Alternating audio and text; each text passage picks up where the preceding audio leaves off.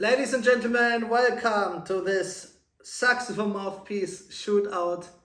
I'm looking forward to this. What do we sax players love? We love to test new equipment and see how this affects the sound.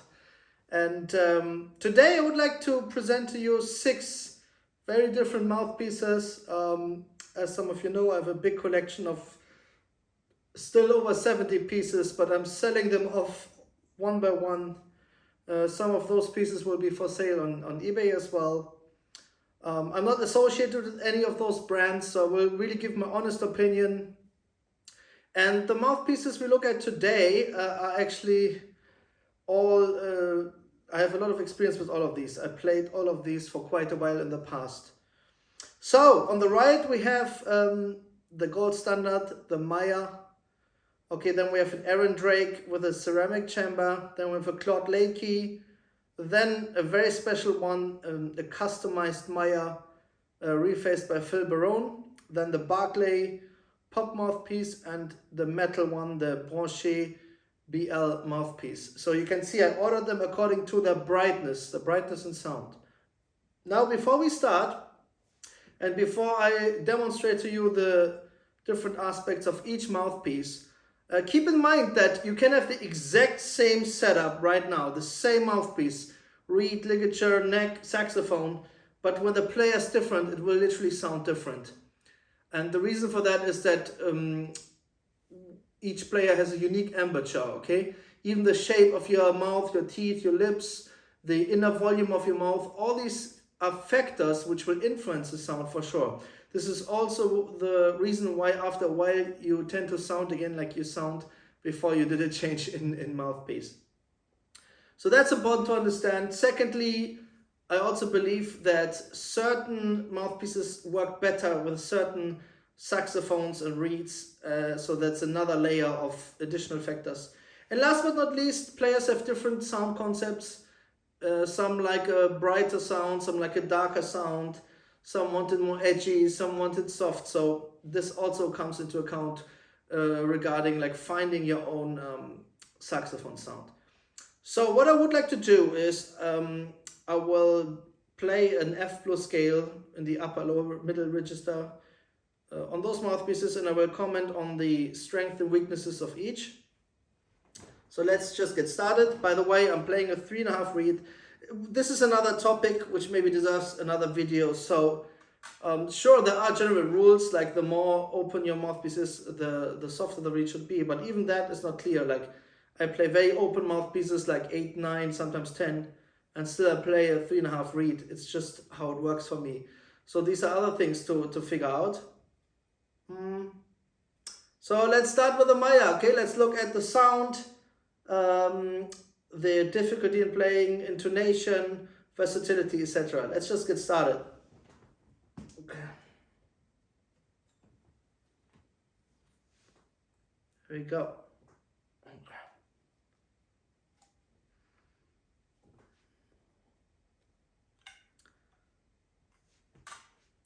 So the Meyers are, as I said before, a gold standard. Many famous players have played the Meyer, such as Phil Woods, Jackie McLean, Richie Cole, and many, many more.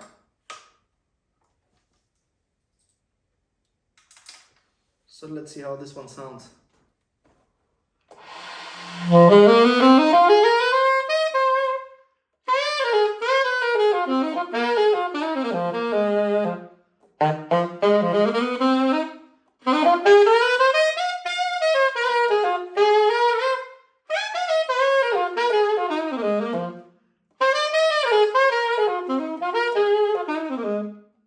Yeah, the Meyer is a typical jazz mouthpiece. You see, it's on the darker side. It gives you this fat, beautiful sound. Intonation is great. I mean, it's almost difficult to play out of tune on this one. It's so nice and even.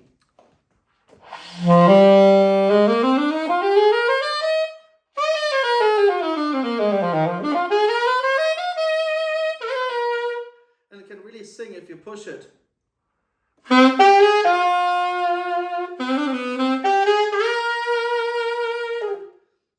It's a great mouthpiece, especially for jazz.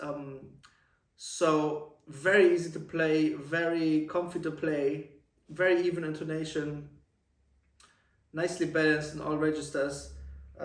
Now the downside is that if you play in a band with some electric guitars or in a very loud jazz club, maybe you won't be able to cut through.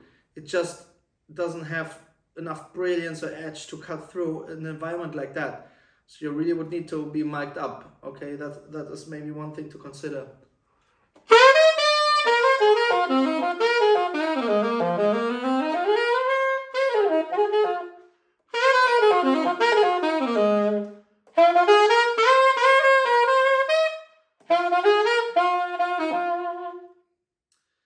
So yeah, let's look at the design of this mouthpiece. It's well known that the Meyer has like a rollover baffle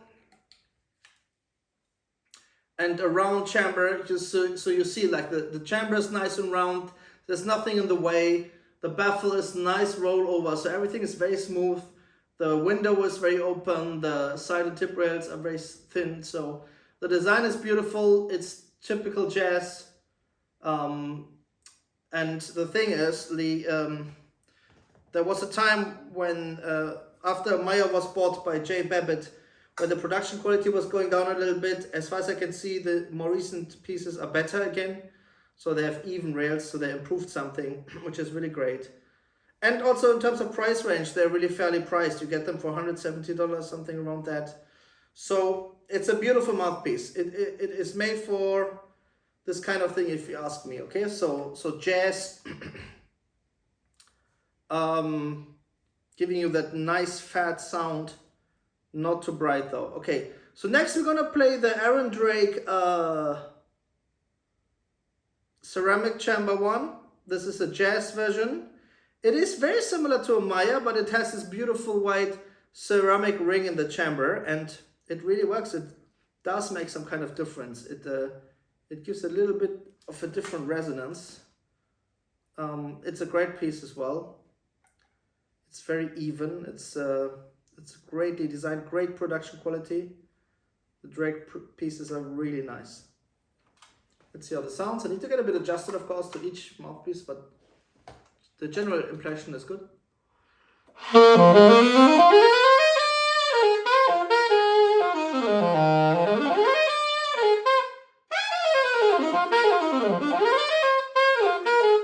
Wow.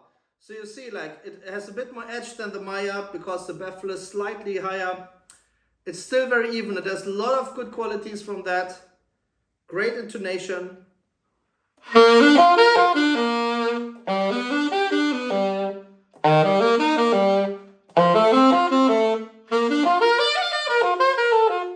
if I push it, it really gives a great sound.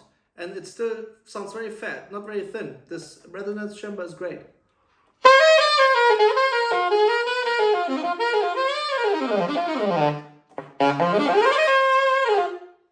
It's a very good mouthpiece. The only thing, you know, I'm not fond of is the color of this shank ring. Why does it need to be this brownish color? Should have been nickel. It's a great piece. I really recommend it. Aaron Drake is a master craftsman. As I said, the design is not that different from a Meyer. It has a slightly higher baffle maybe and that beautiful brass ring. I recommend those pieces. They are great. Okay, now let's look at the more extreme designs. Next we look at the Claude Lakey, the small chamber pieces with a horseshoe shape. And I played those quite a lot. I'm a big fan of the Claude Lakeys. Some people hate them. We come to that now. So in my opinion, they are way more brilliant in terms of sound than the Meyer. However, intonation can be a bit tricky. We come to that. Let's first get a feel for the sound of the Claude Lakey. Oh, the beautiful white shank ring. I love it.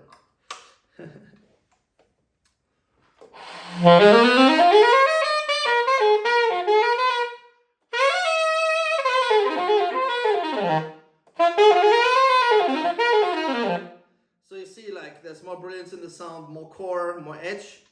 It's a bit more aggressive for sure. Um,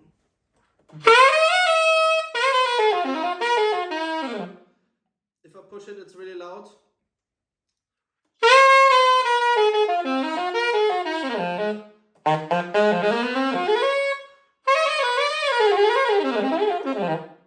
have a F7, 8, and 9 even, and yeah, I like those pieces a lot. Some people really can't stand them because, look, first of all, you need to find a good one. I've seen some with not so great production quality. The newer ones tend to be really very good with nice rails, like this one, a great facing. I like the short shank design. It allows you to push it a bit more. Now here's the thing, intonation can be a little bit tricky with that because, as you can see, like sometimes the upper notes are a little bit sharp, and that's because of the small chamber. So you really need to balance that out. That adds a bit of a difficulty, but it may be worth it because the sound is really nice. You can play pop funk with that, no question. And in terms of pricing, these are very cheap. You get them sometimes for like $130, $140. Yeah, so I'm a fan of the Claude Lakeys. As I said, you need to get used to it and you need to pay attention to intonation. Okay, now we're going to talk about a very special mouthpiece. This is one of the most expensive ones in my collection, and I will actually put the link to eBay down here. So this is a vintage Meyer lap facing. It's one of the old ones, but it was modified by Phil Barone according to his specifications he always applied to those Meyers, in many cases at least. I bought this more than 15 years ago after a jam session from a saxophone player. He claimed this one was played by Jackie McLean. I don't have any proof for that. I'm sure that Phil Barone could give more information. On the side is an engraving by Phil Barone. It says 080, so I guess it's a 0.8 tip opening. They opened it up. It has a big baffle added to it and a typical shank modification as well. The baffle and the inside looks quite rough. That's how Phil Barone used to do it. He said it's not about making everything to perfection. It's about making it play good. And I agree with that.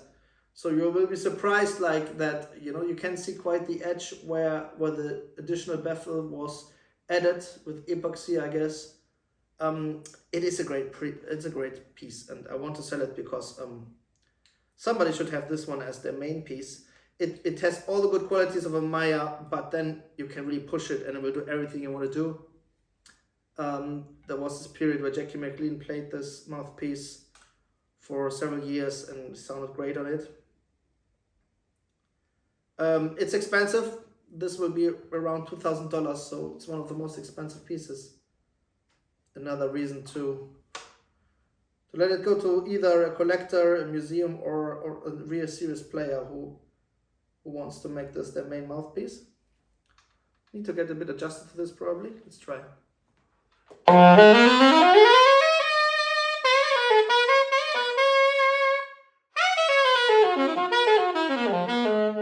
Wow. So you see, it can easily compete with the more aggressive mouthpieces, but it has all the qualities of the original Meyer.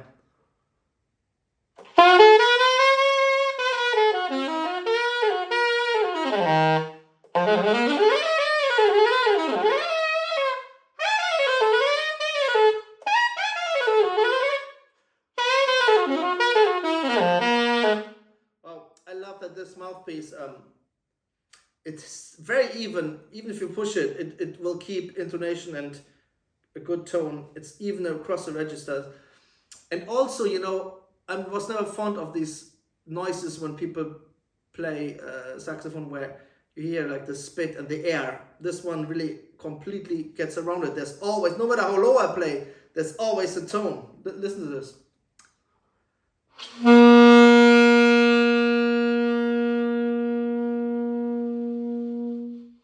See what I mean?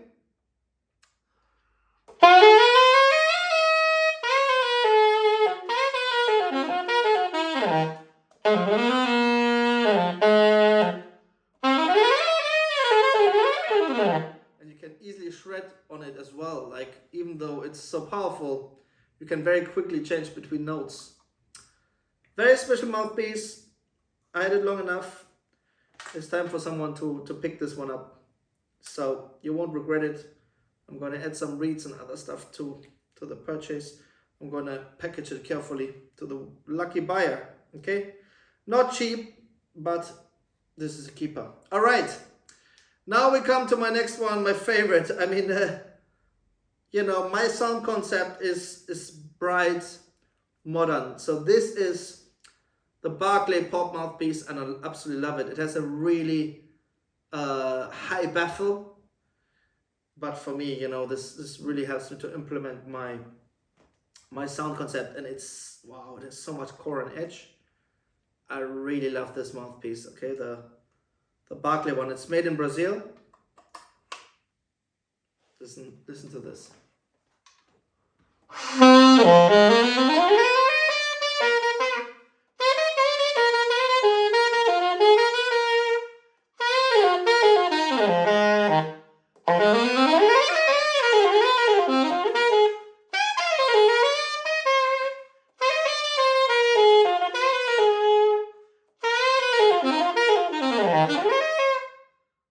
Wow, you know, it gives me a lot of edge, a lot of brilliance, while being very stable and locked in.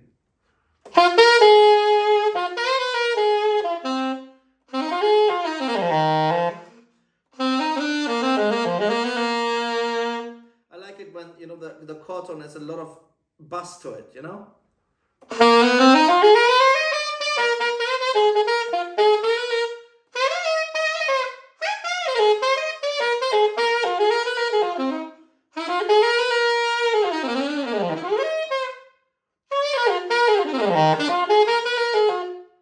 Wow, I love it. I know some people will say, oh, this sounds a bit extreme. But, you know, if you get used to it, it can be really cool. It's just like the brightest I can play, you know. It's very, very bright. Okay. Now this one, the Branché one. So this is also a high baffle mouthpiece. They have like the first part of the baffle, the second, and then another third. The production quality is brilliant. It's CNC machined, so it's perfect specifications. Out of all the metal pieces, this is one of the very best I've ever played. As you can see, I always need to use patches because of my sharp front teeth, rabbit teeth. And this also does affect the sound, to be honest, but what can we do? So this is of course another category because here we're talking metal. This one is really nice and centered and stable. Let's look at it.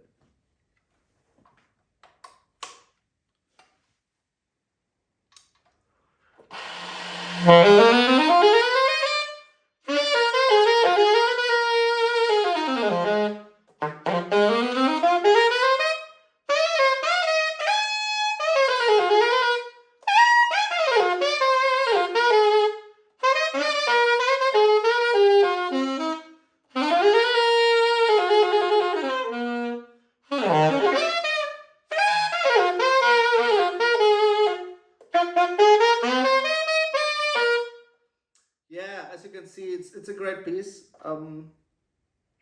I used to play mouthpieces only a long time ago, but then I really moved away, to be honest, because somehow not many metal pieces work well for me. But this is a great mouthpiece. I recommend it. Okay, it's a French make, Branché. It's a very good design, very good material. Yeah. So as you can see, each mouthpiece will push me in a certain direction, but that's not sustainable. Like, in order to play a certain way, all you got to do is adjust your playing style, really. That's the truth, you know. That's why if you go for a mouthpiece which really pushes you in one direction, you have to really like it. Otherwise, it can quickly become a limitation. So now with the Phil Barone one, the Meyer, I'll show you like the different ways it can be played, yeah?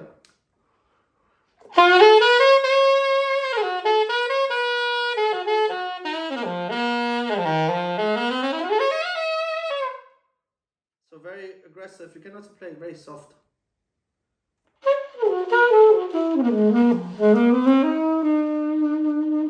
Yeah.